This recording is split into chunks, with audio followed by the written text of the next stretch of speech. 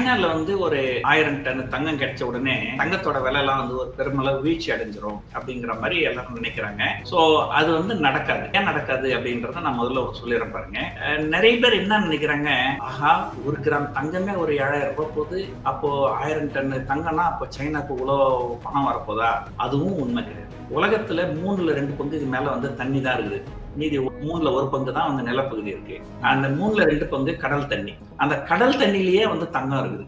ஆனா என்ன பிரச்சனைனா, அந்த கடல் தண்ணில இருந்து அந்த தங்கத்தை நீங்க எக்ஸ்ட்ராக்ட் பண்றதுக்கு உங்களுக்கு 1 கிராமுக்கு 50,000 ரூபாய் செலவாகும். சோ 1 கிராம் வந்து 7,000 ரூபாய் தான். அது 50,000 ரூபாய் செலவு பண்ணி எக்ஸ்ட்ராக்ட் பண்ணி என்ன பண்ண போறோம் அப்படின்றதுனால அது யாரும் பண்றது. சோ பொதுவாகவே நீங்க கடையில கூட போய் ஒரு பொருள் வாங்குறீங்க, நீங்க போய் ஒரு மொபைல் போன் வாங்குறீங்க, அந்த மொபைல் போனோட விலை 12,000 ரூபாய் வச்சுக்கோங்க. அந்த 12,000 ரூபாய் அந்த கடைக்காரருக்கு வந்து லாபம் கிடையாது. அந்த மொபைல் போனோட தயாரிப்பு செலவு எல்லாம் கிட்டத்தட்ட ஒரு 10,000 11,000 ஆகும். நீங்க 12,000 வாங்கினா இந்த ஒரு 1,000 ரூபாய் தான் அவருக்கு லாபம். அதே போல 1000 டன் தங்கம் அங்க சைனால கிடைச்சாலுமே ஃபர்ஸ்ட் வந்து அவங்க எக்ஸ்ப்ளோர் பண்ணணும், எங்க தங்கம் இருக்குது அப்படின்றத எக்ஸ்ப்ளோர் பண்ணணும். அதுக்கு மட்டுமே இது வரைக்கும் கிட்டத்தட்ட ஒரு 1.5 லட்சம் கோடி ரூபாய் அவங்க செலவு பண்ணிருக்காங்க. சைனீஸ் கவர்மெண்ட் 1.5 லட்சம் கோடி அவங்க எதுக்கு செலவு பண்ணிருக்காங்க?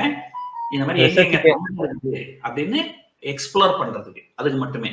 சோ இதுக்கு அப்புறமா என்ன பண்ணணும், அந்த தங்கத்தை எக்ஸ்ட்ராக்ட் பண்ணணும். தங்கத்தை எக்ஸ்ட்ராக்ட் பண்றதுன்றது இட் காஸ்ட் மணி. நீங்க சும்மா போய் கிணத்துல இருந்து தண்ணி எடுக்கிற மாதிரி அந்த மாதிரிலாம் இதை எடுக்க முடியாது. சோ அதை எடுக்கிறதுக்கு வந்து நிறைய செலவாகும். சோ மேபி இப்போ ஒரு கிலோ 1 கிராம் தங்கம் ஒரு 7,000 ரூபாய்னா அது அவங்க எக்ஸ்ட்ராக்ட் பண்றதுக்கு ஒரு 5,000 6,000 செலவாகும், அல்லது 4,000 5,000 செலவாகும். அந்த மீதி 2,000 தான் அவங்களுடைய லாபமா இருக்கும்.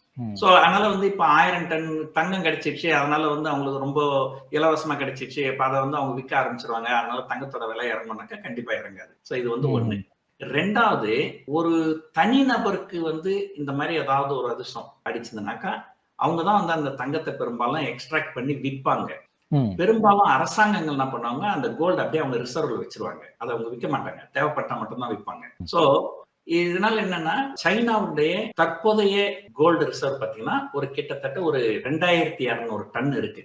சோ இந்த 1000 டன் சேர்ந்தாலுமே கூட அவங்களுடைய டோட்டல் கோல்டு ரிசர்வ் வந்து 3200 டன் தான் வரும். ஆனா அமெரிக்காவுடைய கோல்டு ரிசர்வ் வந்து கிட்டத்தட்ட 8000 டன் இருக்கு. அது மட்டும் இல்லாம ஜெர்மனி, பிரான்ஸ், இத்தாலி இந்த 3 நாடுகள்கிட்டயுமே கிட்டத்தட்ட ஒரு 3500 டன் இருக்கு. சோ உங்களுக்கு தெரியும், பிரான்ஸோ அல்லது இத்தாலியோ ஒரு மிகச்சிறிய நாடு. சோ இந்த 1000 டன் தங்கம் வந்தாலுமே சைனீஸ் கவர்மெண்டோட ரிசர்வ் பாத்தீங்கன்னா உங்களுக்கு ஜெர்மனி, பிரான்ஸ், இத்தாலி, அமெரிக்கா இந்த 4 நாட்டுக்கிட்ட இருக்கிற தங்கத்தை விட குறைவான விலை தான் இருக்கும். சோ அதனால இந்த தங்க கண்டுபிடிப்பு இதனால வந்து உலக பங்கு சந்தையில, உலக சந்தைகள்ல தங்கத்தோட விலை இறங்குமா அப்படின்னு கேட்டீங்கன்னா, இந்த காரணத்தினால தங்கத்தோட விலை உலகத்துல இறங்காது.